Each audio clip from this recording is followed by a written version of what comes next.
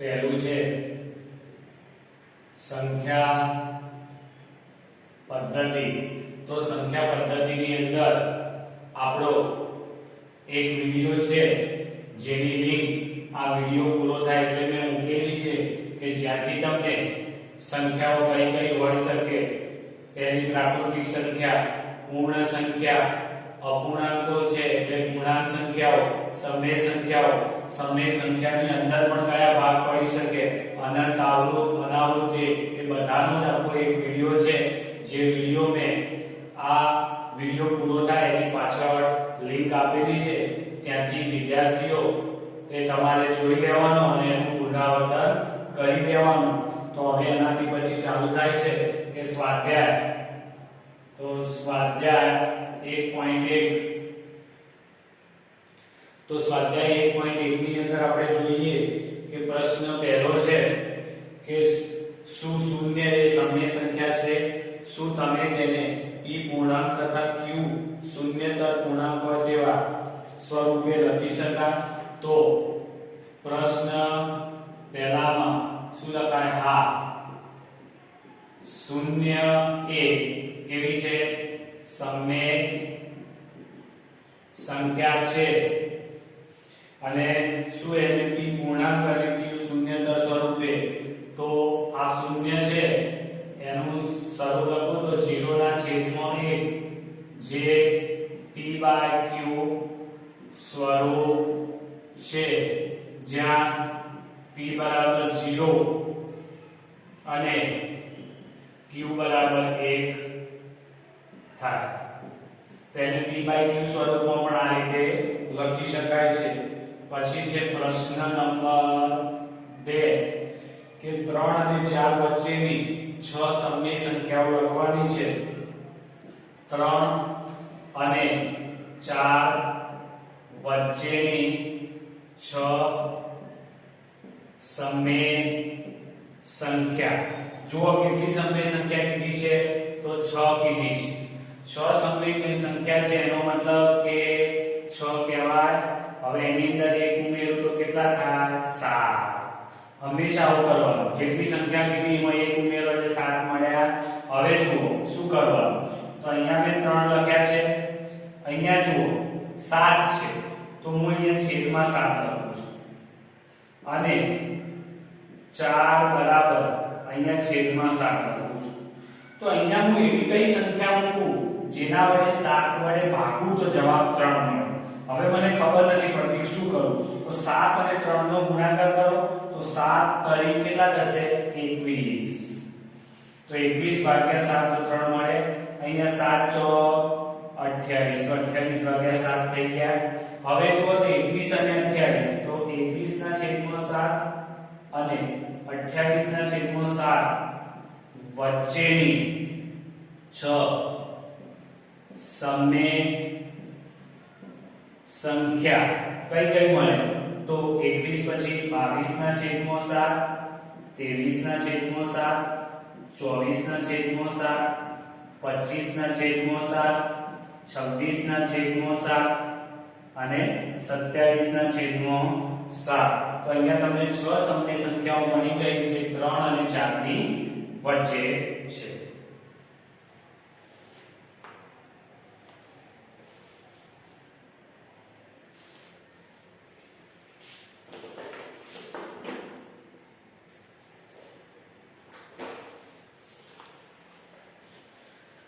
હવે આ જ રીતે પ્રશ્ન 2 પછી પ્રશ્ન 3। તો પ્રશ્ન 3 માં જોઈએ તો 3 ના છેદમાં 5 અને 4 ના છેદમાં 5 વચ્ચેની કેટલી કીધી છે? 5 સમય સંખ્યા। તો વિદ્યાર્થી મિત્રો, આવા અપૂર્ણાંક સ્વરૂપે હોય ત્યારે ધ્યાન રાખવાનું કે એનો છેદ કેવો હોય? સરખો હોય। તો અહીંયા જુઓ છેદ પહેલેથી કેવા છે? સરખા જ છે। તો હવે આપણે શું કરવાનું છે? 5 સમય સંખ્યાઓ લેવાની છે, બરાબર છે? તો 5 હોય તો 5 ની અંદર 1 ઉમેરો તો કેટલા થાય 6 થાય અહીંયા 5 સમય સંખ્યા કીધી છે તો 5 એમાં 1 ઉમેરો તો 6 થાય તો 6 વડે બંને તો બંને સંખ્યાના અંશ અને છેદને કેટલા વડે છે 6 વડે ગુણતા હવે 6 વડે ગુણવું છે તો જુઓ 3 ના છેદમાં 5 ગુણ્યા 6 ના છેદમાં 6 અને 4 ના છેદમાં 5 6 ના છેદમાં 6 તો 6 તરી 18 6 50 30 અને 6 ચોક 24 6 50 30 તો હવે આ બંને જુઓ જગ્યા 18 ને 24 મોટી થઈ ગઈ 3 અને 4 નાની જગ્યા હતી તો અહીંયા શું લખાય 18 ના છેદમાં 30 અને 24 ના છેદમાં 30 વચ્ચેની કેટલી 5 સમય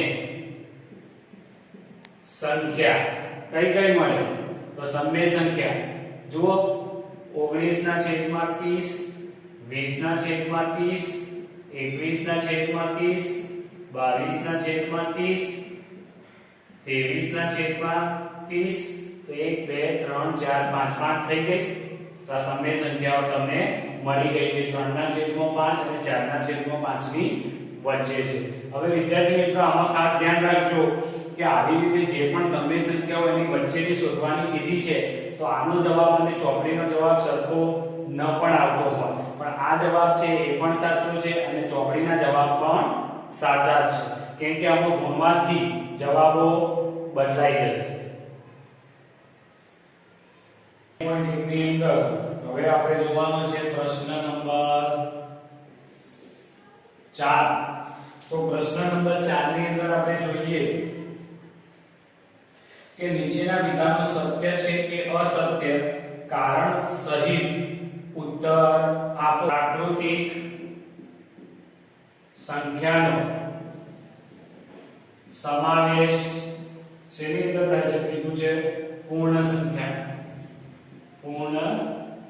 સંખ્યામાં થાય છે દરેક પ્રાકૃતિક સંખ્યાનો સમાવેશ કેમ કે પ્રાકૃતિક સંખ્યા એમાં 1 2 3 4 છે જ્યારે પૂર્ણ સંખ્યા કે જેને આપણે w થી દર્શાવવામાં 0 1 2 3 4 છે તો આ પ્રાકૃતિક અને આ પૂર્ણ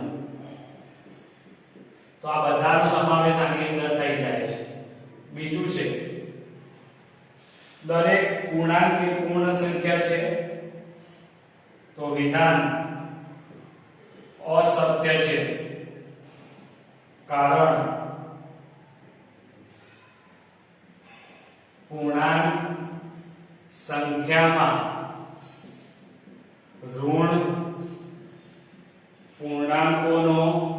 ઋણ પૂર્ણાંકોનો સમાવેશ થાય છે જ્યારે પૂર્ણ સંખ્યામાં ઋણ પૂર્ણાંકો આવતા નથી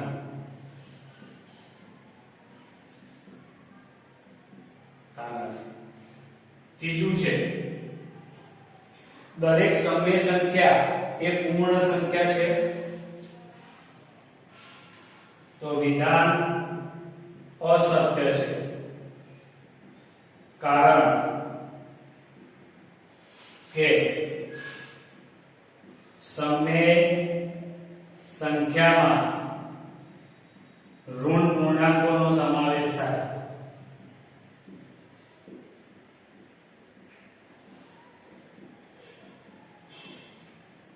છે બરાબર છે આમાં તમારે દાખલા તરીકે જોવું હોય તો -2 કેવી છે સમય સંખ્યા પણ -2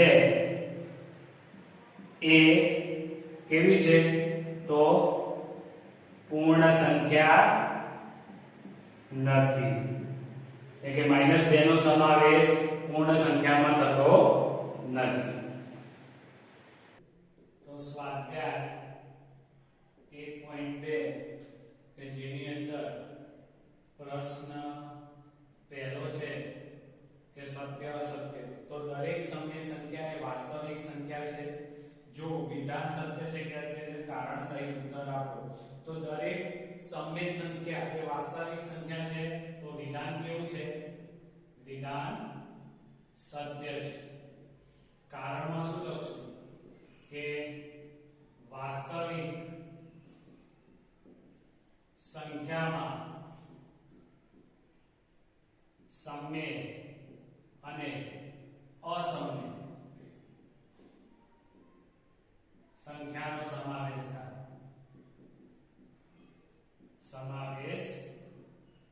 થાય. બીજું છે સંખ્યા રેખા પરનું દરેક બિંદુ કોઈ પ્રાકૃતિક સંખ્યા m માટે વર્ગમૂળમાં m સ્વરૂપનું હોય, તો વિધાન કેવું છે? અસત્ય છે. કારણમાં શું લખીએ? તો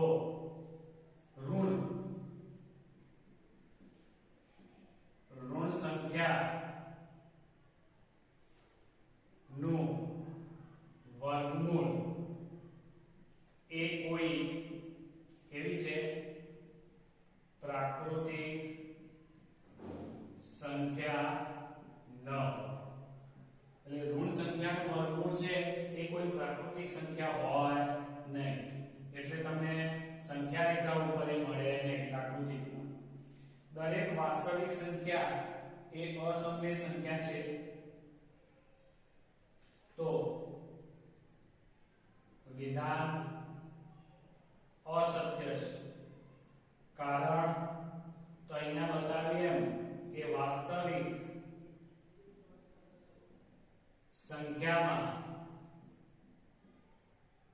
સમય સંખ્યાનો પણ સમાવેશ થાય. એટલી અસમય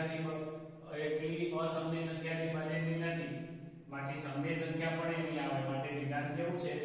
અસત્ય છે. હવે એના પછી છે કે શું પ્રશ્ન 2 છે કે શું દરેક ઘન પૂર્ણાંકનું વર્ગમૂળ અસમય હોય? તો ના. જો ના હોય તો એવી કોઈ સંખ્યાનું ઉદાહરણ આપો જેનું વર્ગમૂળ સમય સંખ્યા છે. તો દરેક ઘન પૂર્ણાંકનું વર્ગમૂળ અસમય સંખ્યા હોય છે? તો ના. કારણ કે તેમાં આપું છું દાખલા તરીકે 4 નું વર્ગમૂળ બરાબર કેટલું થાય? તો 4 નું વર્ગમૂળ 2 થાય. તો 2 એ કેવી છે? સમય સંખ્યા છે. બરાબર છે? 2 અસમય સંખ્યા નથી.